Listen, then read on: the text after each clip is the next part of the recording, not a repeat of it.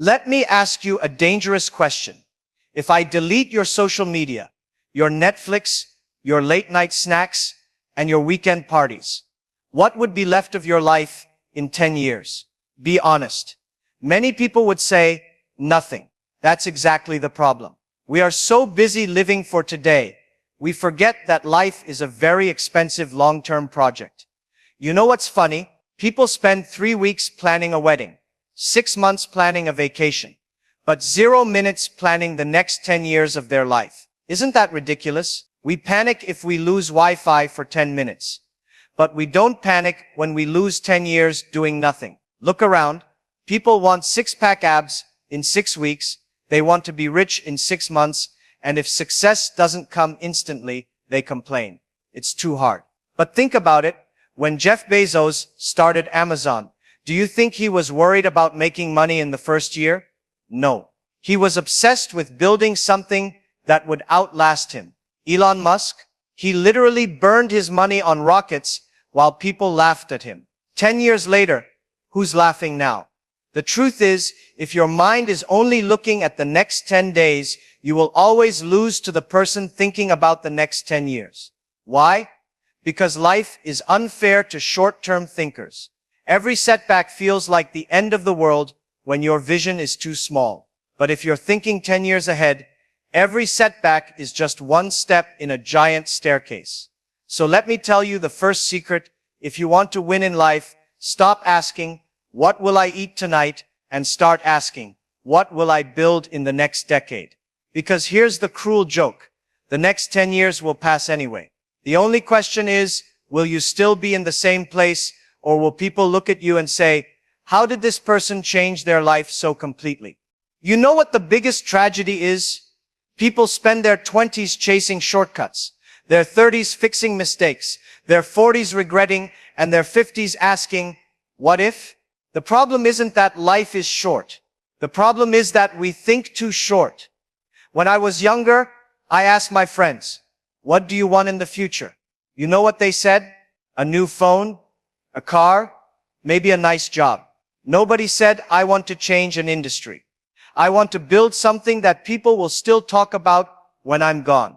And that's why most people stay stuck in traffic for 40 years, complaining about life, because their vision never stretched beyond tomorrow's paycheck.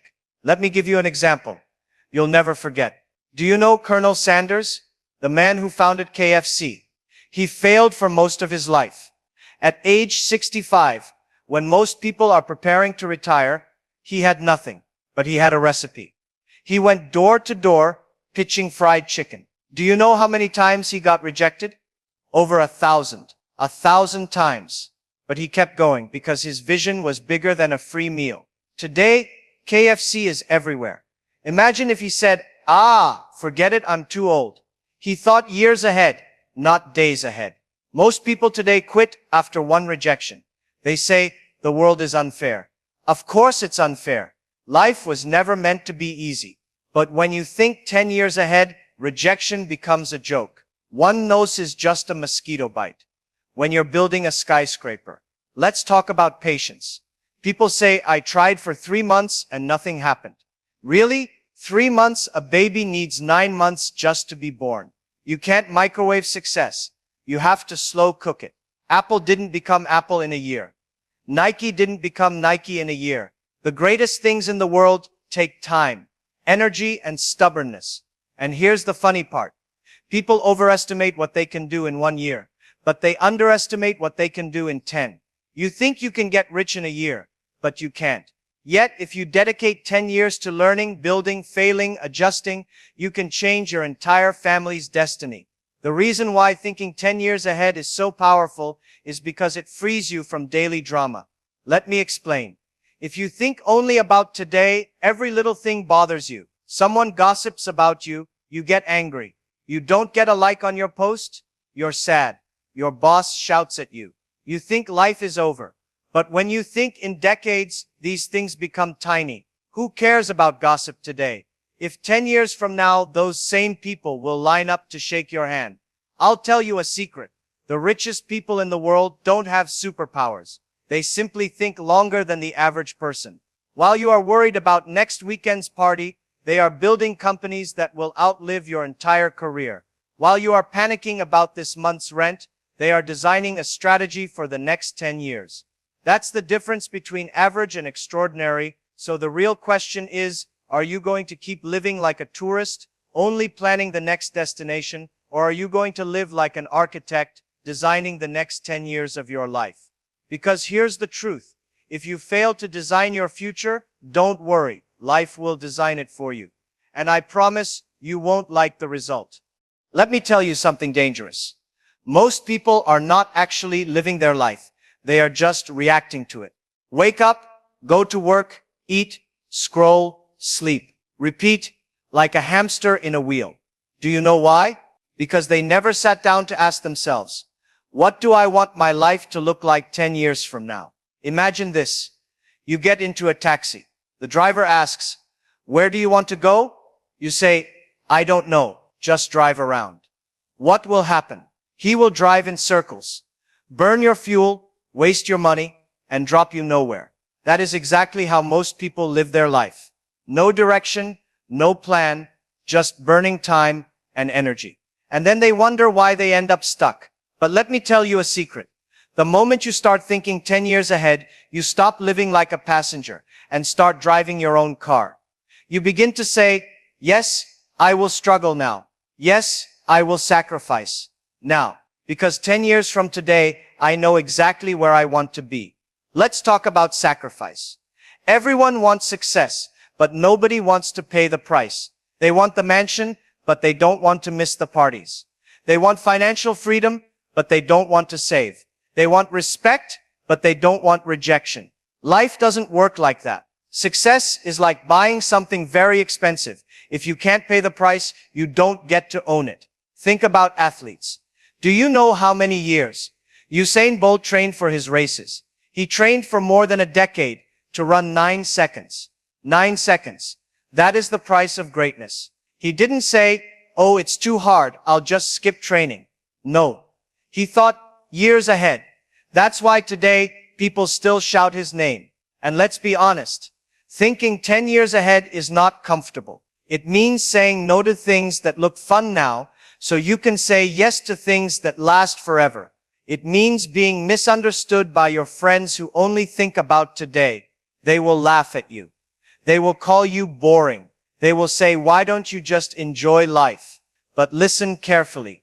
Enjoying life today at the cost of your future is the fastest way to destroy both. I remember reading about Warren Buffett. Do you know what he said? He said someone is sitting in the shade today because someone planted a tree a long time ago. That's the power of long-term thinking. Most people are sunburnt because they never plant anything. And here's something funny. When you tell people you're working for the next 10 years, they think you're crazy. But when you fail, the same people say, see, I told you. Don't be discouraged. People who think small will never understand people who think big. If everyone claps for your dream, it's too small. So my challenge to you is simple. Take one evening, sit alone, and write down, where do I want to be in 2035? Not next year. Not in 6 months. 2035. Who will I be? What skills will I have? What life will I live? Because if you don't write it down, it will never happen. A dream in your mind is just smoke. A dream on paper becomes a plan. The truth is, 10 years from now, you are either going to thank the person you are today, or you're going to curse them. The choice is yours. Do you know what the most dangerous word in the world is? Later. People say, I'll start later, I'll save later, I'll change later. Later kills more dreams than failure ever will. Because later becomes never. Think about it. 10 years ago you had dreams, right? You said, one day, I'll do this. One day, I'll start that. Where are those dreams now? For many people, they are still in the same drawer, collecting dust. 10 years passed, nothing changed. Why? Because they kept saying, later. Let me give you a real example. J.K. Rowling, the author of Harry Potter, was a single mother, broke, living on welfare. But she didn't say, later when life is easier, I'll write. No, she wrote in coffee shops, while her baby slept next to her. rejected by publishers again and again, but she kept going. Now, Harry Potter is a global empire. Imagine if she said, "I'll start later." This is why thinking 10 years ahead is so powerful. Because once you see the future, you can't waste the present. You realize every small action today is building that bigger picture. Reading one book today doesn't change your life. But reading 100 books in 10 years, that changes everything. Saving $1 today feels useless. But saving consistently for 10 years, that's wealth.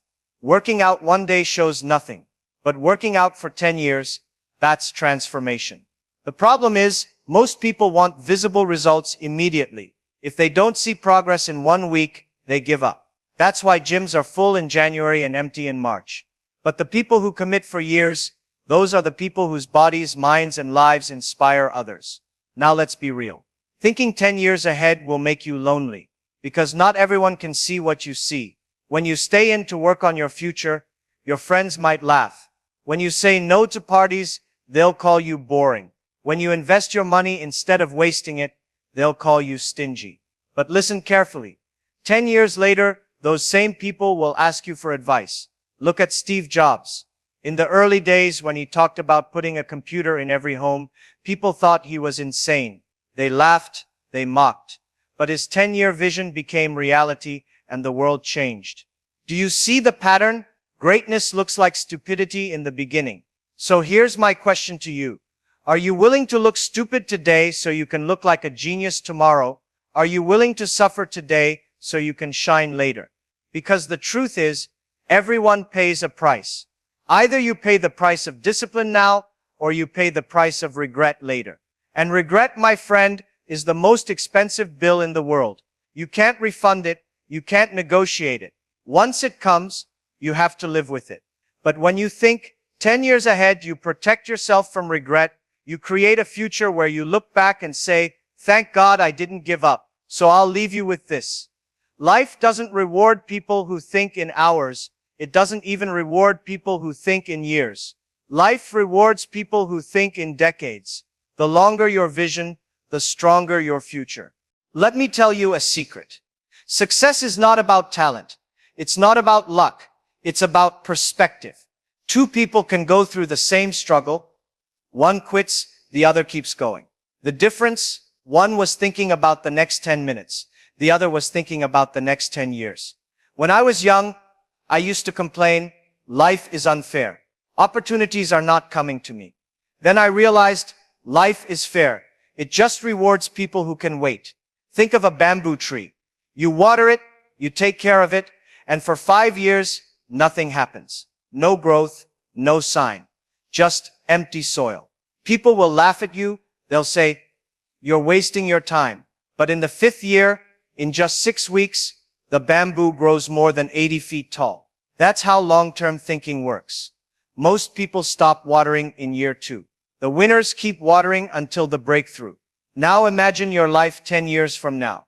What kind of person do you want to be? Do you want to be the one telling your children, "I almost did something great, but I gave up"? Or do you want to be the one saying, "This is what patience and vision built"? The story you tell 10 years from now depends on the decisions you make today. And let me be honest, it won't be easy. You will fail. You will be rejected. People will doubt you. Sometimes you will even doubt yourself. But here's the key. If your vision is strong enough, nothing can stop you. Rejection will feel like training. Failure will feel like a teacher. Setbacks will feel like a warm-up. Because you know the game you're playing is bigger than today. Look at the greatest achievers in history. They weren't the smartest, they weren't the richest when they started. But they had the courage to think 10 years ahead. They played the long game while everyone else was busy chasing quick wins. And in the end, the long game always wins. So my friend, don't waste your energy worrying about this week, this month, or even this year. Ask yourself, what do I want in the next decade? And then align your daily actions with that vision. Every single day becomes an investment in your future. Every small step compounds. 10 years from now, you won't even recognize the person you are today. The next 10 years will pass, whether you plan them or not. That's the scary truth. But you have a choice. You can waste them repeating the same cycle, or you can use them to build something extraordinary. 10 years from now, people will look at you and say one of two things. Either, wow, how did they do it? Or what happened to them? The difference will be your vision. So stop thinking about what you'll eat tonight. Start thinking about what legacy you'll leave in 10 years. Because when you think long-term, life gives you what short-term thinkers can never even imagine. Remember this, 10 years from now, your future self is watching you today. Don't let them down. Thank you for listening, and don't forget to like and subscribe, my friends.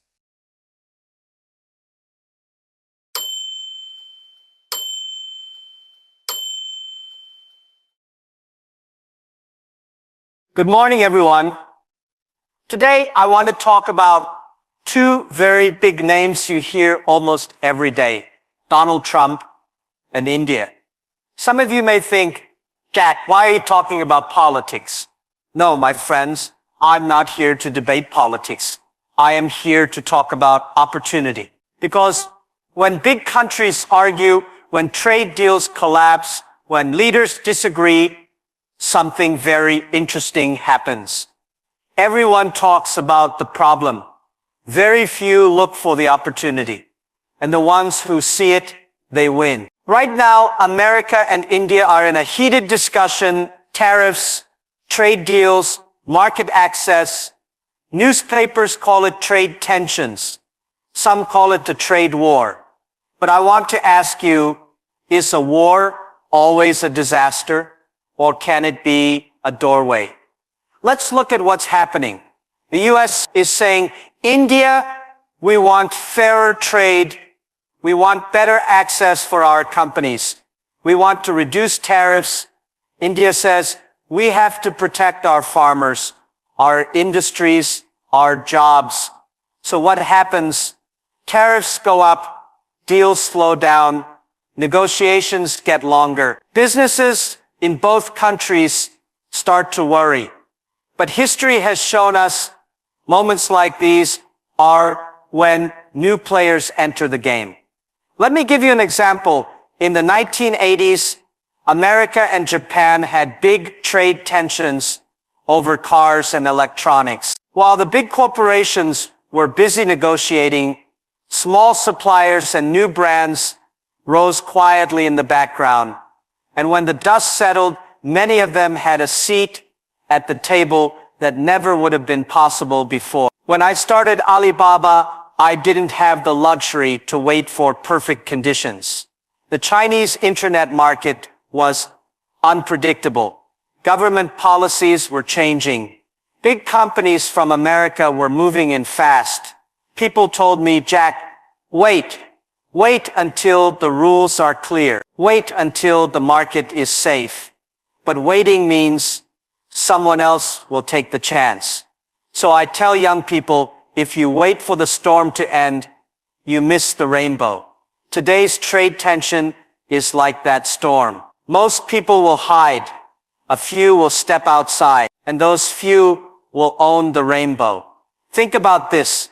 When two big trading partners argue, some products stop flowing.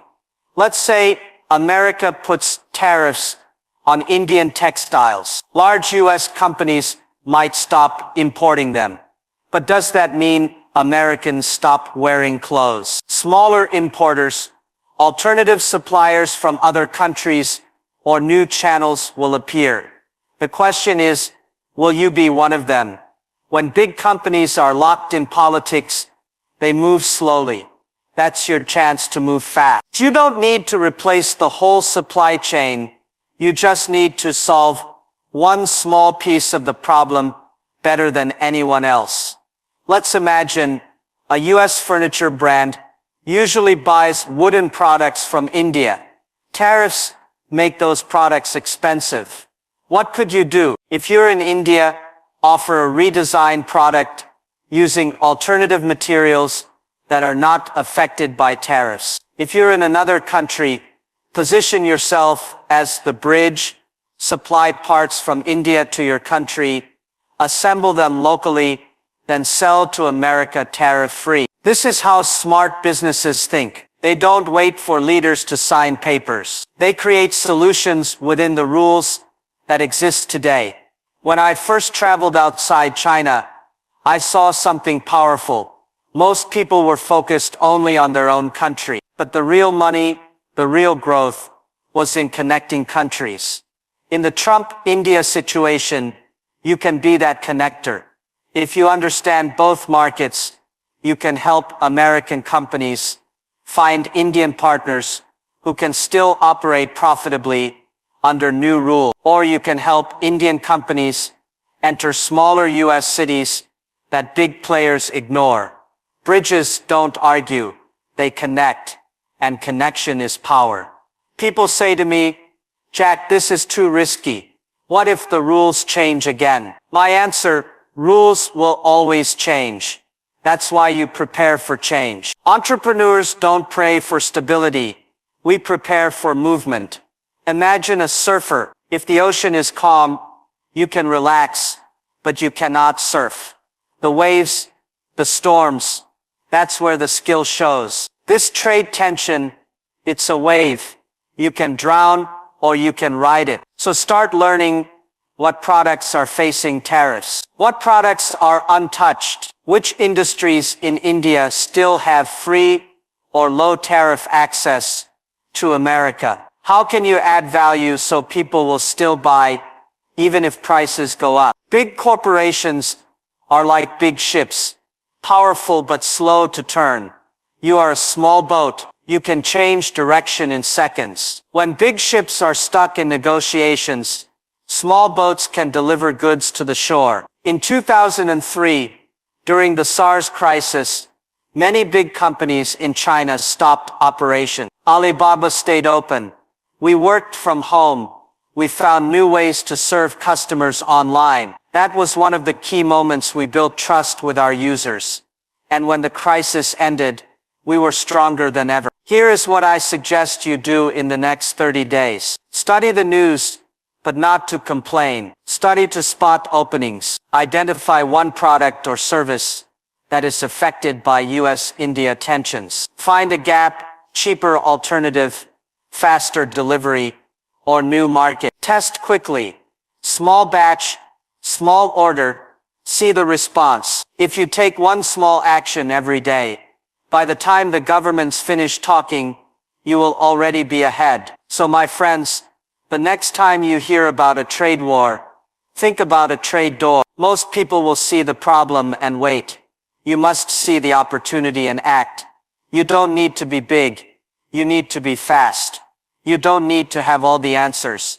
You need to start asking the right questions. And remember, the future is not written by politicians alone. It is written by those who take the pen in their own hands and start writing now. This is your wave. Write it.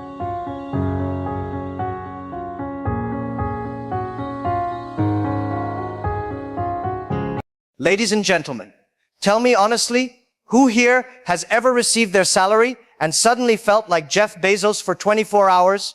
You open your banking app, see that balance, and instantly think, I deserve sushi tonight. 2 days later, you're on Google typing cheap lunch ideas with instant noodles. That, my friends, is the salary illusion. You feel rich until the Wi-Fi bill remembers you exist.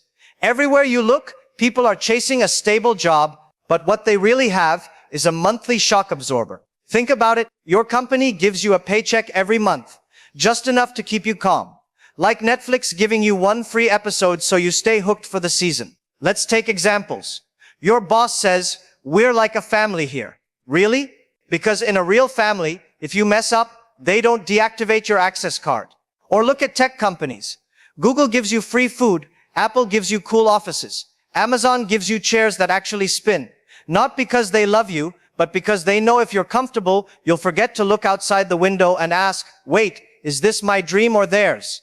Even Elon Musk jokes that people work 40 hours a week to build someone else's dream, and then call it stability. Meanwhile, he's building rockets while people argue over who stole their lunch from the office fridge. Here's the trap. The moment you start saying, I just need job security, you've already lost freedom. Because salary is not safety, it's monthly permission to survive. Let me paint the picture. You wake up at 7 a.m., fight traffic for an hour, reach office, spend your day making slides no one reads, attend meetings that could have been an email, and by 6 p.m., you're too tired to work on yourself. Next day, repeat. You call it a career, they call it payroll. It's like being on a treadmill with a VR headset. You feel like you're moving somewhere, but you're not. And the funniest part? Society claps for it. Oh, you have a stable job, you're doing great? But no one asks, stable for whom? Because the moment your company says due to restructuring, your stability evaporates faster than your weekend plans. Let's be honest, the salary illusion is not about laziness, it's about comfort. Comfort is the most dangerous drug in the world. It doesn't kill you instantly. It slowly convinces you you're okay. In the next part, I'll show you how this illusion was created. How the world trained you to believe that being busy equals being successful. But before we go there, remember this. A salary can make you comfortable. But comfort is the cage you decorate while your dreams wait outside. So, now that you know what the salary illusion is, let's talk about where it all started. Because this trap wasn't built yesterday. It's older than your office coffee machine, and definitely smarter than your manager's motivational emails. Let's rewind. A few hundred years ago, there was no monthly salary. People worked on farms, traded goods, built things. If you didn't work, you didn't eat. Simple, brutal, free. Then came the Industrial Revolution. Big factories, big machines, and even bigger owners. They had one problem. How do we make people work for us every day without them quitting halfway through? So someone came up with a genius idea. Let's pay them just enough to keep them coming back. And boom, the salary system was born. Not to make you rich, but to make you available.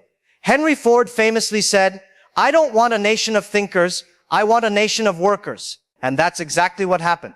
Factories didn't just build cars, they built habits. Wake up, work, get paid, repeat. Then came the schools. They joined the plan too. They started teaching kids not how to think, but how to obey. Line up, sit straight, raise your hand, ask for permission. Sound familiar? That's not education. That's employee training. And when you graduate, you walk straight into another building, the office. Same desks, same bells, same attendance. You just traded your school uniform for business casuals. That's how the salary illusion became culture. We started believing that stability means success, that a job title defines our value, that working for someone else's dream is the responsible thing to do. Let's fast forward to modern times. Today, companies have taken this illusion to the next level. Free lunches, gym memberships, beanbags, and pizza Fridays. They don't give you freedom, they give you distractions. Because a distracted employee doesn't rebel. Look at some of the biggest companies. Google lets you nap at work. Apple gives you the latest tech. Meta gives you VR meetings. But when layoffs come, even the guy who designed the nap pod is gone. It's not cruelty, it's efficiency. And here's the funny part. People still say, at least I'm safe here. Safe. You're one PowerPoint away from budget cuts? We've built a world where people celebrate getting a raise more than they celebrate getting time. You'll hear someone proudly say, I got a 10% raise. But ask them, how many hours did you get back? Silence. And it's not your fault. The system rewards obedience, not creativity. You get promoted for doing what you're told, not for asking why you're doing it. Think about it. When you're young, people ask, what do you want to be when you grow up? But once you grow up, they only ask, where do you work? That's the salary illusion, working perfectly. Even the smartest people fall for it. Talented engineers, designers, marketers, brilliant minds, but they spend their lives fixing someone else's problems. They build the future for companies that don't even remember their names. Now, I'm not saying jobs are bad. Jobs teach you discipline, teamwork, pressure. But when your job becomes your identity, that's when the illusion wins. Let me give you a modern example. A few years ago, during mass layoffs in big tech, one guy posted on social media, I gave 17 years to this company, and I found out I was fired because my laptop logged me out. That's the salary illusion breaking in real time. You give years of your life, and they give you a polite goodbye email. You were never building your empire, you were renting your energy to theirs. So the real question isn't, how much do I earn? The question is, how much control do I have? Because money can give you comfort, but control gives you choice. And choice is what real stability feels like. Now, in the next part, I'll show you how people break out of this illusion. Not by quitting their jobs overnight, but by changing the way they use their time, their money, and their mindset. The goal isn't to escape work, it's to escape dependence. Until then, remember this. The salary system wasn't designed to make you free. It was designed to make you predictable. Ladies and gentlemen, let's talk about life, modern life. You wake up, you check your phone before your eyes are even open. You scroll through messages from your boss, and your first thought of the day isn't good morning, it's oh no. You rush to get ready, skip breakfast because you're already late, fight traffic, get to the office, and sit in front of a screen for 8 hours. You talk about team goals, KPIs and targets, and then come home too tired to remember your own goals. That's not life, that's existence on autopilot. And the scary part, we've normalized it. People everywhere, from New York to New Delhi, from London to Lagos, are living the exact same script, different cities, different currencies, same routine. You work Monday to Friday just to enjoy 2 days where you pretend not to think about Monday again. It's called a weekend, but really, it's emotional recovery. And here's the punchline. Most people are not working for money, they're working for the feeling of safety. They call it job security. But in today's world, job security is like Wi-Fi on an airplane. Everyone talks about it, but it keeps disconnecting. Let's look at what society calls success. A car loan, a house loan, a phone on EMI, and a job that pays just enough to cover all three. Congratulations, you're not earning, you're maintaining. You spend years chasing promotions, only to realize every raise just upgrades your problems. You move to a better apartment, but now rent is higher. You buy a better car, but now the fuel costs make you cry at gas stations. You're not improving your life, you're upgrading your cage. And companies know this. They keep you busy enough to not have time and paid enough to not complain. Ever seen how people celebrate work anniversaries online? 5 years at this company, grateful for the journey. But if you really think about it, 5 years gone, and most don't even remember what their personal dream was when they started. We've replaced purpose with paychecks. We've replaced growth with grades. And we've replaced happiness with holidays. 2 weeks a year to feel alive before going back to the loop. And globally, it's the same story. In Japan, people literally die from overwork. It's called kurashi. In America, people call it the grind. In Europe, they call it the system. Different words, same illusion. Even technology has joined the game. You can work from anywhere now, but that also means you can be controlled from anywhere. Your boss can email you at midnight while you're on a beach and say, hope you're enjoying your break, quick update. It's funny, we have smartwatches that count our steps, but none that count how many dreams we've postponed. And here's the truth, nobody wants to admit. Most people don't hate their jobs. They hate that their jobs control their lives. They hate that they can't say no, that they can't take a week off without guilt, that their time is constantly borrowed. Because deep down, everyone knows we weren't born to pay bills and die. We were born to create, to explore, to live. But somewhere along the way, the system convinced us that a steady paycheck equals a steady life. And the moment you start believing that, you stop questioning it. Now don't get me wrong, money is important. It gives you freedom, security, and options. But chasing a salary your whole life is like running after a train that never stops. You get tired, and by the time you realize it's the wrong train, you've already lost the energy to get off. The real problem isn't the job, it's the mindset. The belief that comfort equals success. That being busy equals being important. That working for others your whole life is the safest way to live. But look around. The world is changing. People are building online businesses, freelancing, creating, teaching, designing, inventing. The tools are everywhere. The only thing missing is belief. Because the salary illusion doesn't live in your bank account, it lives in your head. In the next part, we'll talk about how to break that mental pattern, how to take small, smart steps toward freedom while you're still inside the system. Not reckless quitting, but real transition. But for now, remember this. You don't get paid for your time, you get paid for how long you agree to give it away. Ladies and gentlemen, let me ask you something. When was the last time you woke up excited to go to work? Not because it's Friday, not because there's free lunch, but because you actually wanted to? Exactly. You don't remember. Every morning, billions of people around the world perform the same ritual. Wake up, check the phone, curse the alarm, stare at the ceiling for 5 seconds, and whisper, I need a new life, but not today. And then we go back to the same routine. Coffee, traffic, emails, meetings, stress. That's not life. That's Groundhog Day with Wi-Fi. We call it a job, but it's really a subscription service for survival. You work all month to pay bills, then work again to pay the next ones. You never actually live, you just renew. The funniest part? People around the world think they're living different lives. Americans say the hustle, Europeans call it the grind, Asians call it stability. But deep down, it's all the same. The global hamster wheel. Everyone's running, no one's arriving. You'll see it everywhere. A guy in New York grabs his Starbucks and sprints to the subway. A woman in Tokyo bows to her boss before she's even had breakfast. A man in London says, I'll quit next year. A girl in Mumbai says, after my promotion. Different countries, same sentence. After this, I'll finally live. But that after never comes. We all think the salary will one day give us freedom. But here's the cruel joke. The salary was never designed to free you. It was designed to keep you. You get a raise, great. You upgrade your phone, your rent, your lifestyle. And suddenly, your new salary becomes your new cage. You don't own your lifestyle anymore. Your lifestyle owns you.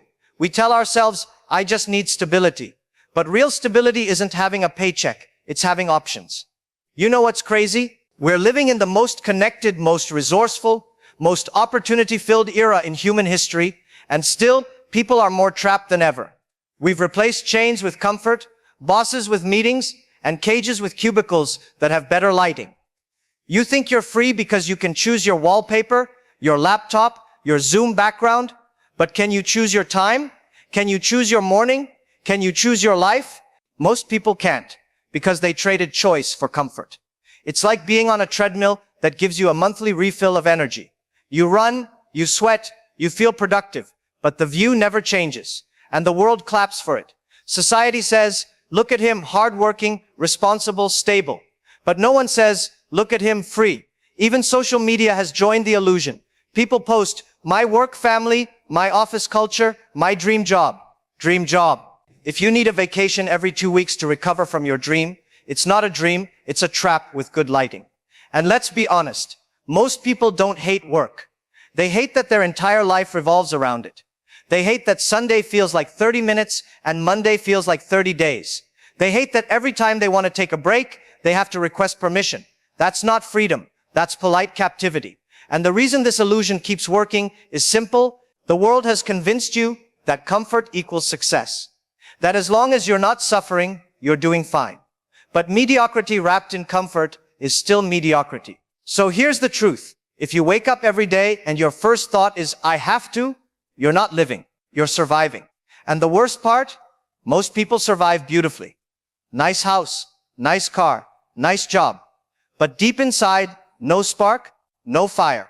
The salary illusion doesn't just control your money, it controls your imagination. It convinces you that the safest path is the best path.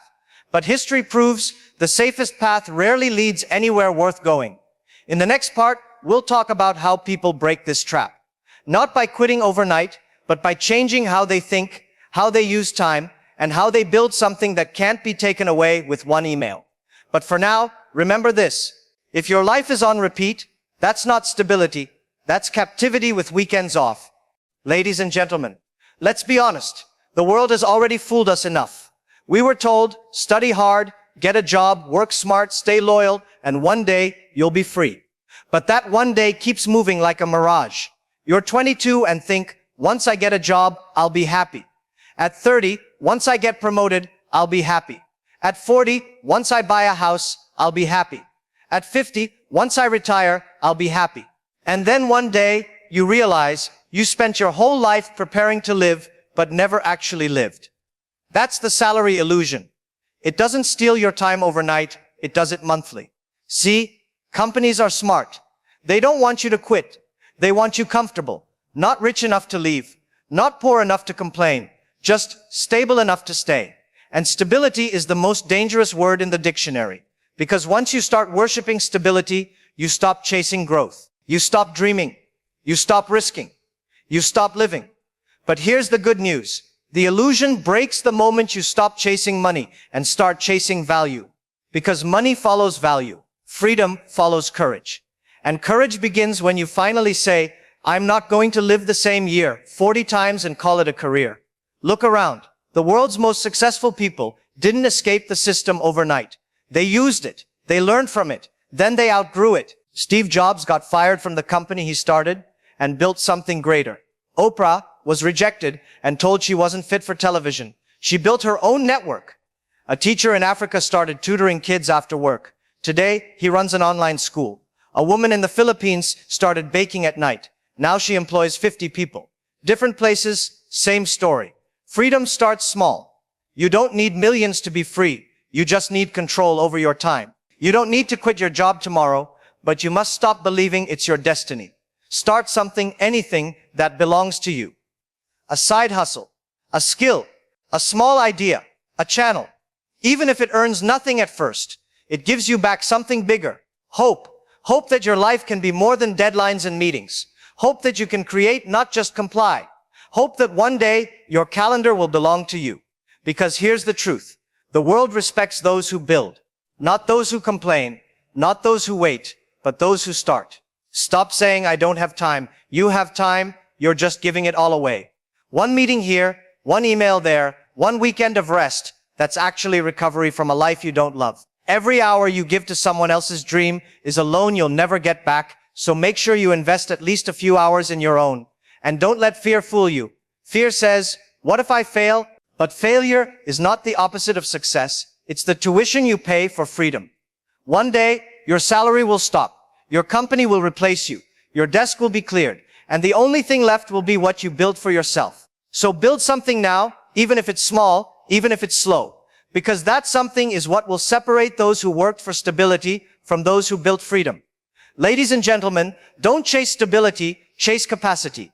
The capacity to choose, to say no, to take a break without guilt, to wake up one day and realize you're no longer running for survival. You're walking with purpose. And that, my friends, is the day your salary stops controlling you because you finally started earning your life back. Thank you for listening, and don't forget to like and subscribe, my friends.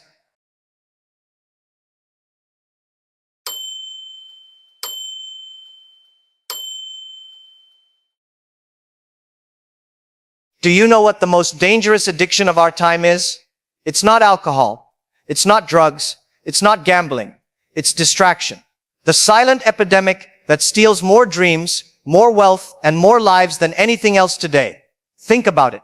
You wake up in the morning, and before you even say good morning to the person sleeping next to you, you're already saying good morning to your phone. One notification, then another, and before you know it, half an hour of your life is gone. And you don't even remember what you scrolled. That's how dangerous distraction is. Because unlike failure, unlike pain, unlike rejection, distraction doesn't feel dangerous. It feels harmless. It feels enjoyable. That's why it's a silent killer. Look around the world today. We have more opportunities than any generation before us. We have information at our fingertips. Global markets one click away. We can start a business from our bedroom. Yet most people are busier scrolling other people's lives than building their own. That's the epidemic. Let me give you an example. Do you know why Netflix is so powerful? It's not because of its movies. It's because of one button, next episode. That single button has stolen more sleep, more productivity, and more dreams than most people realize. Think of the last time you said, just one more episode. Suddenly, it's 3 a.m., and tomorrow is destroyed. That's how distraction works. It doesn't take your life in one big blow. It takes it in tiny little slices, day after day. Even the biggest companies in the world are fighting for your attention. That's the business model. Facebook, TikTok, Instagram, they are not free. You are the product. They don't sell you the app. They sell your attention to advertisers. And every second you give away, they profit. You lose, they win. There's a reason why the richest people in the world today are not selling oil, not selling gold, not selling land. They're selling distraction. Your focus is the new currency. And if you can't control it, you're broke, no matter how much money you have in the bank. Let me make it relatable.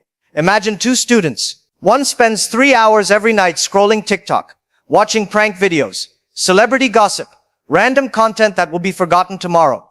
The other spends that same 3 hours learning coding, or marketing, or public speaking. Fast forward 5 years. One of them is addicted to dopamine. The other is addicted to growth. One complains about life being unfair. The other builds a life others envy. The difference is not intelligence. It's not luck. It's focus. We like to think the future is shaped by big decisions. But the truth is, the future is stolen by small distractions. Not choosing the wrong career, but losing 30 minutes every day to nothingness. Not because we are stupid, but because we are comfortable. And comfort kills more potential than failure ever will.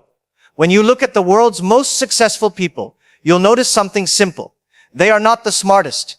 They are not the strongest. But they are the ones who learn to protect their attention like their life depended on it. Because it does.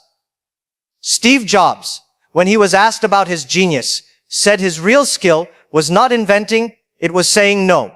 Saying no to distractions, no to opportunities that didn't matter, no to noise. That's how focus becomes power. But the average person, we say yes to everything. Yes to notifications. Yes to entertainment. Yes to scrolling. Yes to distraction. And every yes we give away is a no to our own future. Here's the truth nobody wants to admit. The reason most people are poor is not because they are unlucky, but because they are unfocused.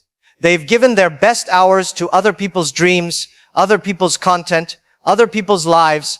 They wake up one day and realize, I was busy every day, but I achieved nothing. That is the silent epidemic I'm talking about. And if you don't fight it, you will not just waste a day, you will waste your life.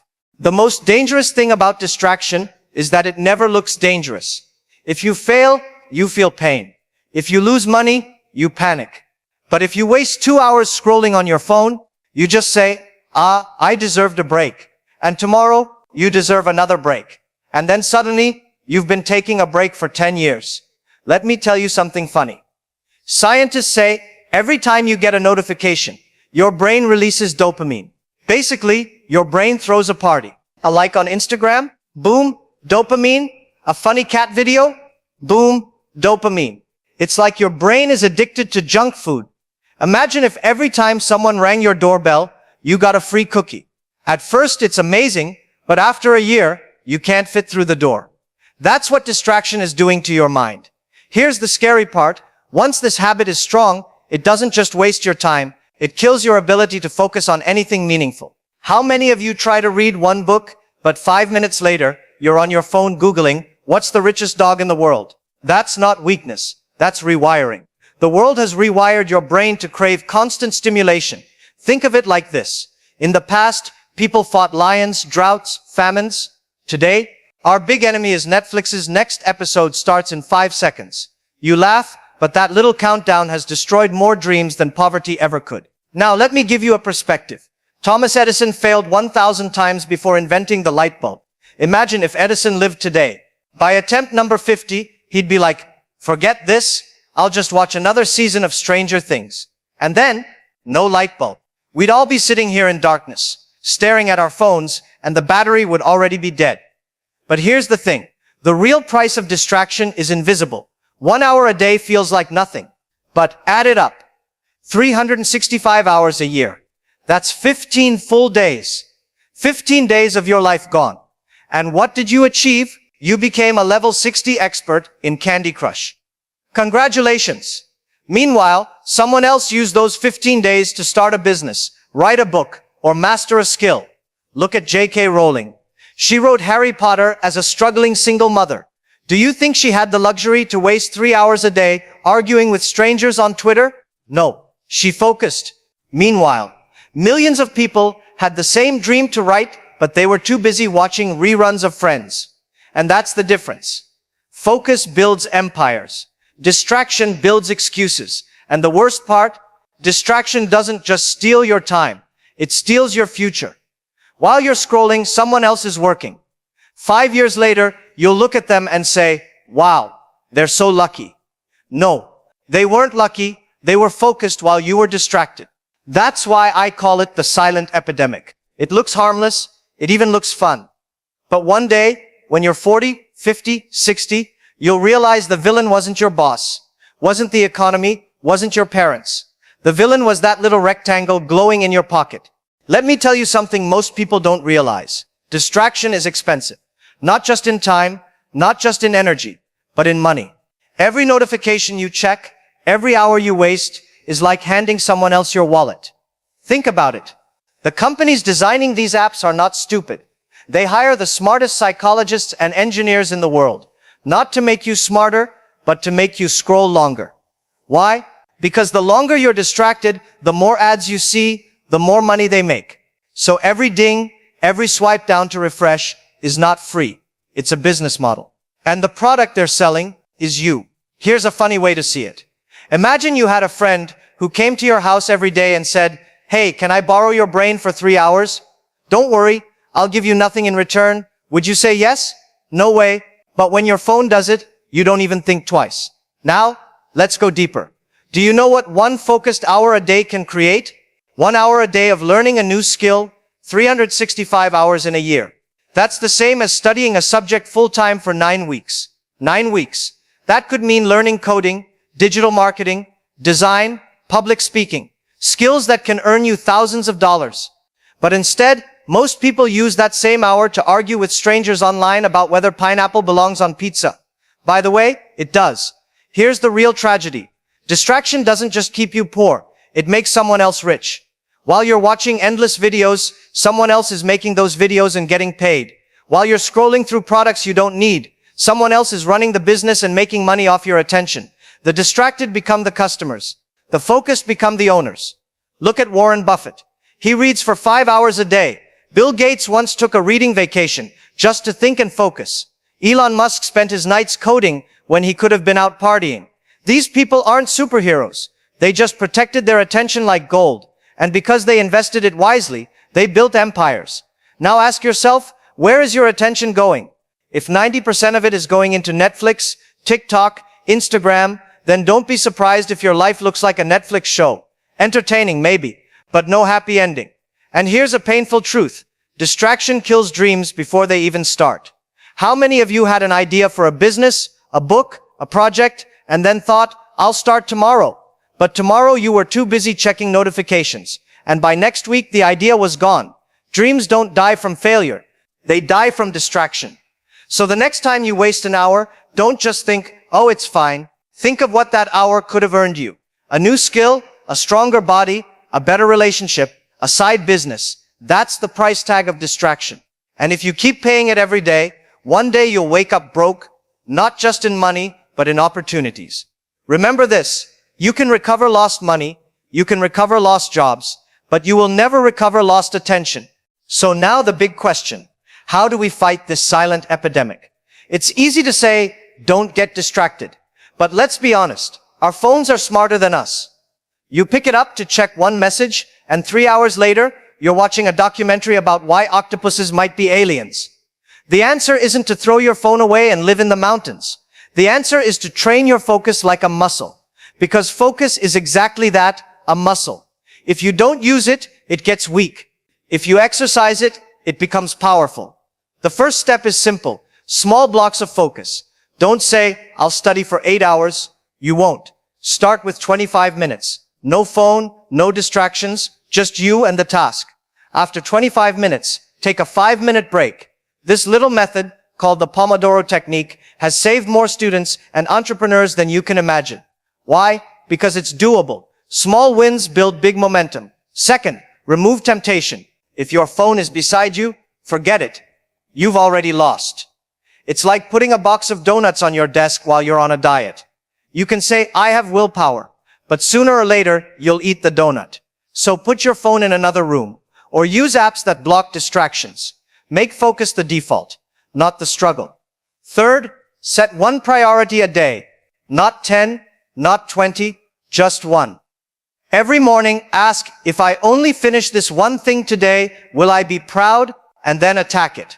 Do you know what kills productivity? Not distraction alone, but being busy with the wrong things. Many people spend all day replying to emails, scrolling, doing little tasks, and end the day exhausted but empty-handed. One priority a day can change everything. Now let me share something funny. People always say, I don't have time. But the same person who has no time somehow has 2 hours to argue on Facebook about which superhero is stronger. You don't lack time, you lack focus. That's the truth. And last, Protect your mornings. The first hour after you wake up is golden. Don't waste it on news or social media. If the first thing you do is grab your phone, congratulations. You've just given your best energy to other people's lives instead of your own. Use that hour for learning, planning, exercising, or working on your dream. Because if you win your morning, you win your day. Remember, success is not built in one giant step. It's built in tiny focused steps, repeated every day. The difference between an ordinary life and an extraordinary life is simply where your attention goes. So train your focus like your future depends on it, because it does. One day, you will look back at your life, and in that moment, you will not remember the memes you laughed at, the arguments you had online, or the hours you spent scrolling.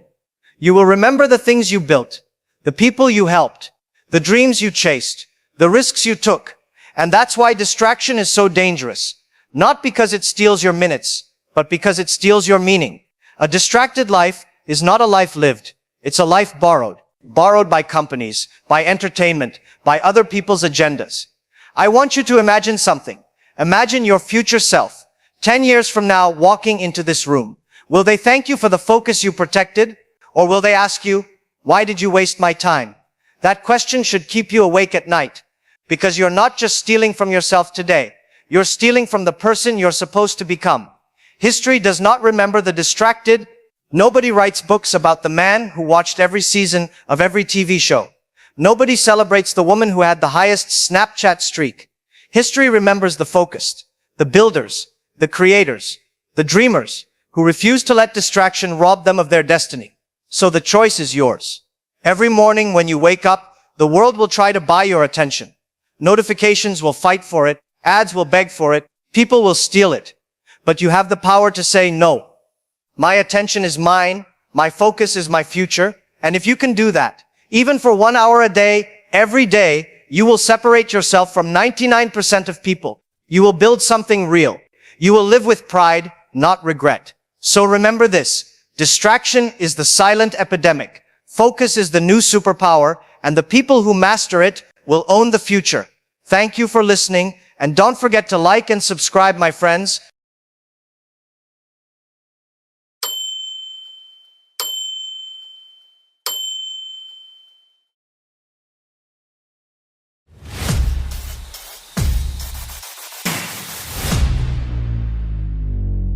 Ladies and gentlemen, I've met many people who say, I want to change my life. They say it very passionately, usually on Sunday night. By Monday morning, that passion is stuck in traffic, blaming the weather, the boss, the economy, the government, the family, the phone battery, everyone except the person in the mirror. Today, I want to talk to you about 8 things you must improve before 2026. Because if you don't, you'll be sitting in the same place 2 years from now saying, I don't know where the time went. Let me ask you something simple. When something goes wrong in your life, what is the first sentence that comes to your mind? Is it, I didn't have enough time, I wasn't lucky, the system is unfair, they didn't support me, I would have succeeded if... That sentence right there is quietly deciding your future. The first thing you must improve before 2026 is your excuse-making habit. Excuses feel good, that's why they're dangerous. They protect your ego, but they kill your growth. An excuse is like a comfortable pillow on a burning house. You feel cozy while everything is collapsing. Think about it. 2 people lose a job. One says, this company was terrible anyway, no opportunities. The other says, okay, what skill was I missing? Same situation, completely different futures. Most people don't fail because they are stupid or unlucky. They fail because they are very good at explaining failure. We all do this. When we're late, it's traffic. When others are late, it's lack of discipline. When we fail an exam, the questions were unfair. When someone else fails, they didn't work hard enough. Funny, right? We are lawyers for ourselves and judges for everyone else. Here's the hard truth. Every excuse you make today becomes a reason you stay the same tomorrow. Look at famous examples. When Michael Jordan was cut from his high school basketball team, he could have said, the coach doesn't like me. Instead, he said, I need to improve. That decision created history. When Oprah was told she was not fit for television, she didn't say, the industry is biased, even though it was. She said, I'll build my own voice. That mindset built an empire. Closer to home, How many people do you know who say, I would start a business, but I don't have money? Funny thing is, most successful businesses didn't start with money. They started with responsibility. Responsibility sounds boring, but it's very powerful. It says, this is my life. Whatever happens, I own it. Let me give you a very relatable example. Your phone shows your screen time every week. It's one of the most honest reports you'll ever get. If you say, I don't have time to learn a new skill, but your phone says 4 hours on social media every day, who is lying? And here's the funny part. When you stop making excuses, life actually becomes easier. Why? Because you stop wasting energy defending yourself and start using energy improving yourself. By the time 2026 arrives, you will either be proud of how you changed or very good at explaining why you didn't. Ladies and gentlemen, second thing you must improve is how you use your time. Most people think being busy means they're productive. Wrong. Dead wrong. Let me explain. I see it all the time. People wake up at 7 a.m., scroll Instagram for an hour, reply to 40 group messages, check emails, then complain, I don't have time to work on myself. You do have time. You're just spending it on things that make you feel busy, not things that make you better. Here's a modern example. Elon Musk tweets at 2 a.m., answers emails, checks production lines, then goes back to work. People say, he doesn't sleep, he's crazy. No. He's prioritizing the right things. He's busy. But every action counts. Compare that with someone who spends 3 hours a day in meetings that could have been emails, then complains, I didn't get anything done. You don't get anything done because your schedule is designed by other people, not by you. Even creators face this. Mr. Beast didn't start uploading viral videos by being busy. He uploaded messy, boring content every day when nobody cared. Consistency beats busy. Look at TikTok influencers. Some post 1 video a week and wonder why they don't blow up. Others post 5 times a day, even when content is awkward, unfinished, or cringe. Guess who grows faster? The one moving. Not the one scrolling, editing, planning endlessly, then waiting for perfect. Let's get painfully relatable. Your day looks like this. Wake up, check phone for 20 minutes. Eat, watch TikTok for 30 minutes. Reply to text for 20 minutes. Netflix for 1 hour. Look at social media again. Panic about time. By the time you realize it, it's 9 p.m. You tell yourself, tomorrow I'll be productive. But tomorrow just copies yesterday. Busy, but empty. Here's the truth. Time is not your enemy. Mismanagement is N. Before 2026, you need to audit your day like a ruthless accountant. Not to feel guilty, but to be honest. Ask yourself, did this task actually move me closer to my goals? Did this activity give me energy or steal it? Am I using time or letting it use me? Even small tweaks make a difference. Skip a useless Zoom call. Batch your emails. Stop checking your phone first thing in the morning. These sound minor, but combined, they're like compound interest for your life. Look at Zendaya. She's acting, producing, modeling, learning music, all while being under constant public pressure. Does she spend hours complaining or scrolling? No. She protects her time like a secret weapon. If you want the lifestyle, you must treat every hour like currency. Because guess what? Time spent poorly is money, energy, and opportunity wasted forever. Stop confusing being busy with being productive. Before 2026, reclaim your time. Prioritize ruthlessly. Move intentionally. You'll be amazed what a year of focused hours can do compared to a decade of chaotic busyness. Before 2026, third thing you absolutely must improve is your learning speed. Because in today's world, knowing something slowly is almost the same as not knowing it at all. Think about it. 2025 moves at the speed of TikTok trends. By the time you finally figure out one skill, the world has already moved on to the next 10. And while you're still learning, someone else is making money, building influence, or changing their life. Let me give you a painfully relatable example. You open a course on AI tools thinking, I'll learn this in a week.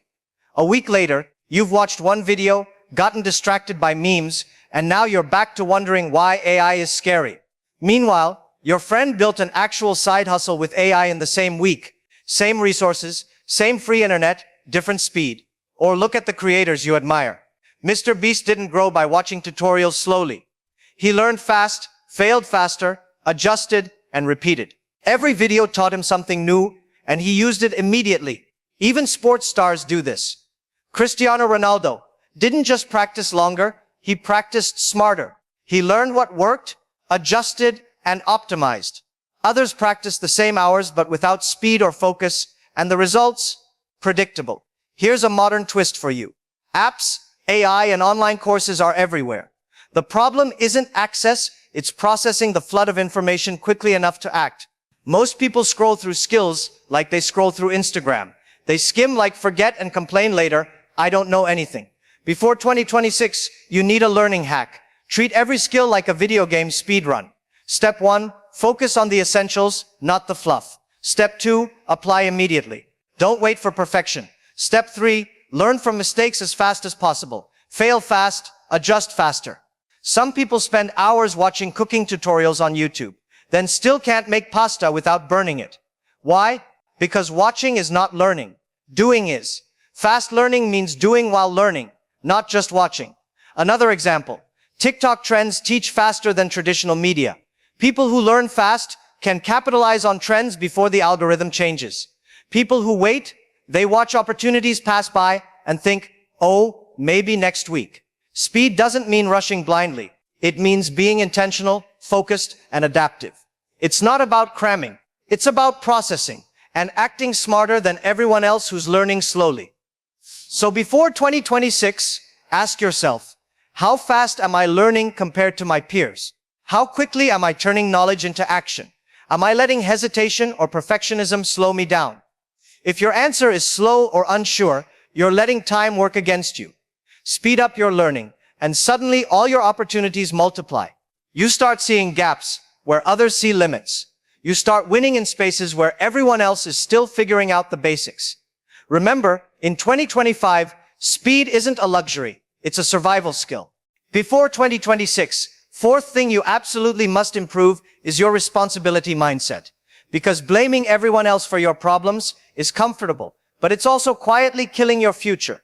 Let me be honest, responsibility is the adult version of power-ups. It's not glamorous, it doesn't come with applause, but it gives you control over everything that excuses steal from you.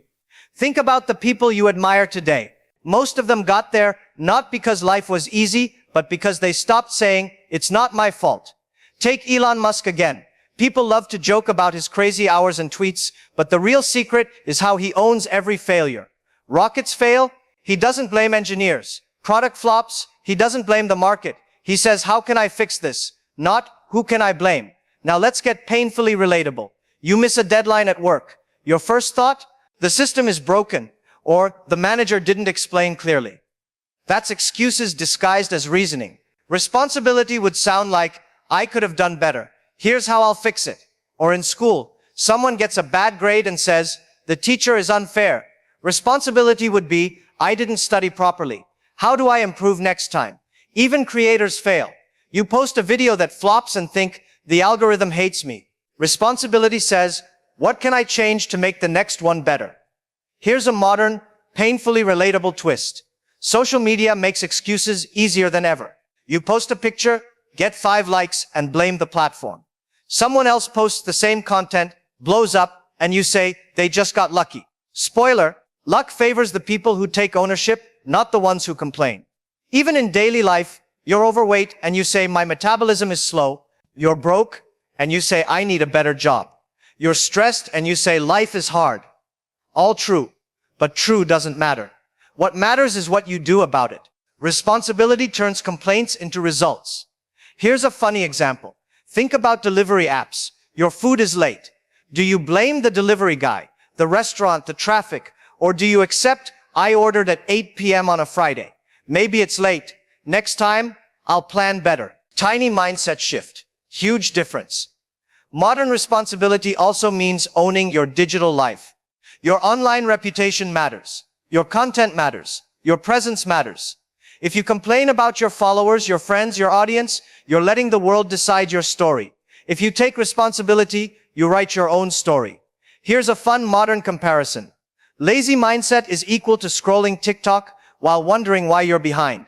Responsible mindset is equal to using TikTok trends to create, experiment, and grow your skills. Before 2026, start training your brain to own everything that happens to you. Not because the world is fair, it isn't. Not because life owes you anything, it doesn't. Do it because responsibility is the shortcut to freedom. Ladies and gentlemen, before 2026, fifth thing you absolutely must improve is your money thinking. Because how you think about money today will decide how much freedom, stress, and opportunity you have tomorrow. Let's be honest. Most people treat money like a mysterious force that either loves them or hates them. Oh, I'm just not lucky with money. Oh, rich people have connections I'll never get. Investing is too complicated. I'll wait until I know more. Sound familiar? That's losing mentality disguised as reasoning. Here's a painfully modern example. People spend hundreds of dollars on food delivery every week, but say, I can't invest $20 in crypto or a side business.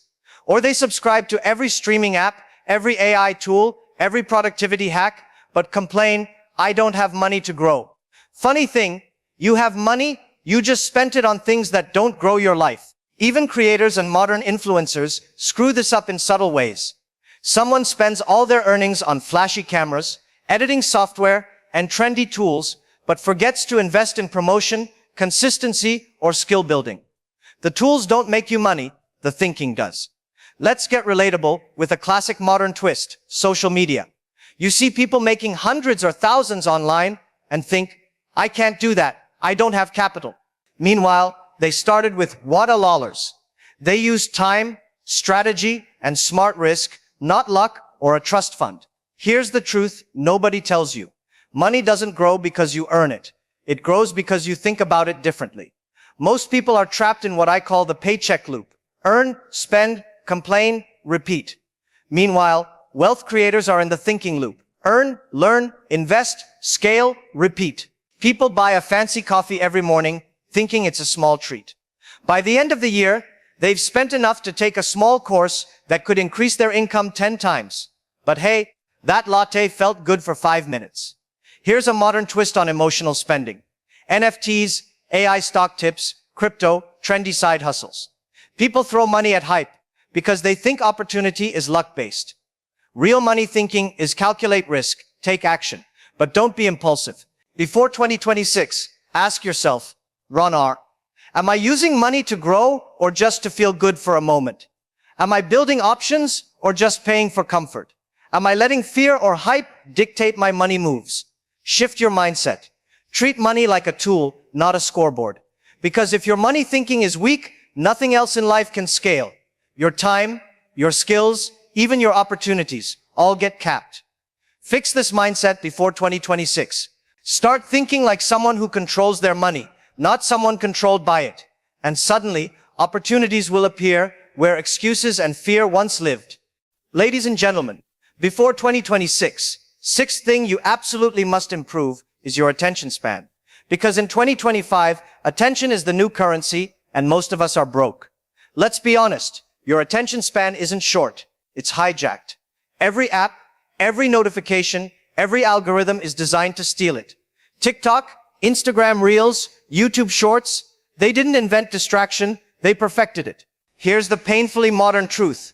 You open your phone to check one thing, and 2 hours later, you've watched a cooking hack, learned a new dance move, watched a viral cat fail, saved 17 random videos you'll never open, and you forgot what you even wanted to do in the first place.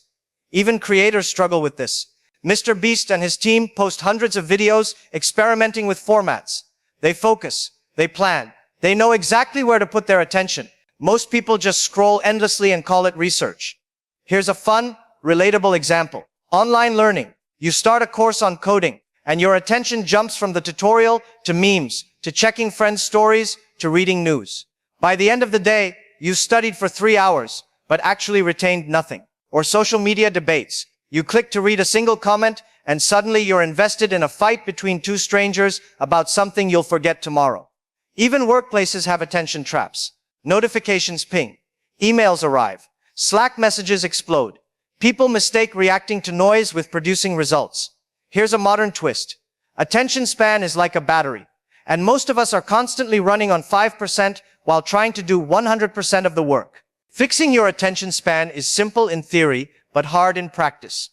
Batch tasks and block distractions. Use the first hour of your day for deep focus. Treat your attention like money. Don't spend it on nonsense. Another everyday example. Students in 2025. They think scrolling social media while doing homework is multitasking. It's not. Multitasking kills attention, kills retention, and makes your brain exhausted. Before 2026, ask yourself, where is my attention actually going every day? What am I giving my brain for free that doesn't benefit me? Am I the owner of my focus or the prisoner of notifications? Because attention is the foundation of everything else: your learning, your money thinking, your emotional control. If your brain keeps getting hijacked, no amount of skill or motivation will stick. Fix your attention span. Protect it. Prioritize it. Train it. Before 2026, this is the invisible skill that will quietly make the biggest difference in your life. Before 2026, seventh thing you absolutely must improve is your listening skill. Because listening isn't just hearing, it's understanding, absorbing, and actually acting on what people are saying. And let me be honest, most of us are terrible at it. Think about it. How often are you in a conversation while planning your reply instead of actually listening? You nod, you but your brain is scrolling your to-do list. That's not listening, that's rehearsing your next tweet. Here's a painfully modern example. Group chats. Someone explains an idea for a project in 5 messages. Half the group is already reacting with memes, stickers, or jokes. By the time you notice the actual point, the conversation has moved 3 times. The idea is lost, and everyone blames miscommunication. Even in meetings, it's the same story. People check emails, open tabs, scroll phones. They think they're multitasking. They're not. They're not listening at all. Meanwhile, someone with good listening skills absorbs, remembers, and acts, quietly getting ahead while everyone else is busy nodding.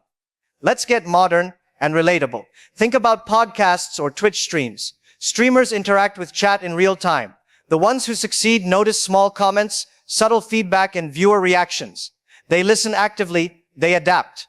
Those who ignore it fail, even if the content is otherwise good. Here's another one you'll love. TikTok creators who go viral often read the comment section and pivot their content based on feedback. Not because they care about validation, because they listen actively and use it as data.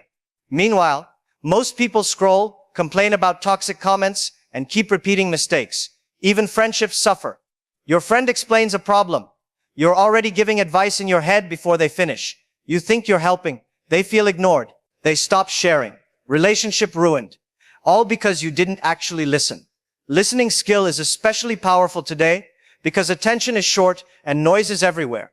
People who can focus on what someone else is saying without distraction, without judgment, immediately stand out. They build trust, authority, and influence. Here's the rule before 2026. Stop rehearsing replies. Stop letting your phone interrupt conversations. Repeat back what you heard to confirm understanding. Take notes mentally or physically if needed. Funny modern example, imagine a Zoom call where half the participants are on TikTok and Instagram. The ones truly listening take one action after the call and are 3 steps ahead of everyone else. Listening isn't passive. It's the fastest, quietest form of power in a noisy world. Before 2026, improve it. Focus, absorb, respond intentionally. Your career, your relationships, and your opportunities depend on it. Before 2026, 8th thing you absolutely must improve is your emotional control. Because in today's world, if you let your emotions run you, you'll be reacting to notifications, drama, and every little stress like a puppet. And life will pull all the strings. Let's be honest. Emotional control isn't about being serious or boring. It's about not letting temporary feelings destroy permanent opportunities. Think about it. Someone sends you a rude message online. Most people either overreact, reply angrily, or obsess about it all day. Meanwhile, someone with emotional control notices it, feels the sting, and decides whether it's worth energy. Often, it isn't. Boom. Energy saved. Focus preserved. Here's a painfully modern example. Twitter and Threads fights. One viral comment can ruin your day if you let it. People spend hours crafting angry replies, refreshing notifications, and stressing. Meanwhile, the emotionally controlled person scrolls past, maybe laughs, and continues building their life. Same world, different reaction. Or in gaming. Imagine someone streaming Valorant or Fortnite. They lose a match. They can rage, throw the controller, yell at teammates, or they can analyze, adjust strategy, and come back stronger. The difference isn't skill, it's emotional control. Even careers are affected. A harsh review, a client complaint, or an online critique can trigger panic. Most people complain, quit, or spiral. Others reflect, adapt, and use it as fuel. Big difference in outcomes, same circumstances. Here's another modern, relatable example. Investing or crypto. Price dips and people panic sell, terrified of loss. Meanwhile, someone with emotional control holds, learns, or strategically adjusts. Emotional reactions cost them thousands. Calm decisions earn them thousands. Even friendships fail because of poor emotional control. Someone says something small. You blow up, escalate, regret it later. A simple pause, a deep breath, or even a meme reaction could save hours of stress. Emotional control doesn't mean ignoring your feelings. It means choosing your reactions, not letting them choose you. Before 2026, here's a simple rule. Notice the emotion. Pause, breathe, decide, act intentionally, not impulsively. Think of it like gaming your own brain. Notifications, online comments, work stress, arguments, all levels in a game. You can rage and lose points, or you can learn the pattern, control your reaction, and level up faster than everyone else. Funny but real, people post memes about being emotional on Monday mornings. It's funny because it's true, but imagine if that emotional chaos controlled your entire week. That's what happens if you ignore emotional control. Master this, and suddenly, deadlines feel easier, relationships improve, money decisions make sense, and opportunities multiply, all because you didn't let your brain sabotage your life for 5 minutes of stress. Before 2026, train your mind like an athlete trains their body. Pause, observe, respond, don't react. Because emotional control is the quiet superpower everyone underestimates until they lose it. Thank you for listening, and don't forget to like and subscribe, my friends.